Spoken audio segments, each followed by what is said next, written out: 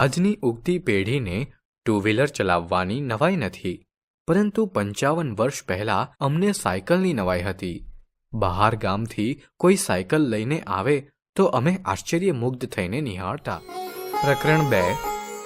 Cycle સવારીની ખાટી મીઠી.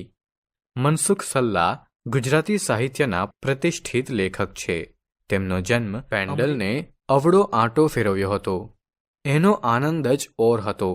પછી દિવસો સુધી સાયકલ પર બેસવાનો આનંદ ભાઈબંધો આગળ વાગોળ્યો હતો. એ પગલાં તાજા, માણસાઈની કેળવણી તથા અનુભવની એરણ પર જેવા પુસ્તકો દ્વારા લોકોને ગહન ભાવ વિશ્વમાં ઊંડાણપૂર્વક ઉતાર્યા. જ્યારે સાવરકુંડલાના એક વહોરાજીએ ગામમાં સાયકલ સ્ટોર ખોલ્યો.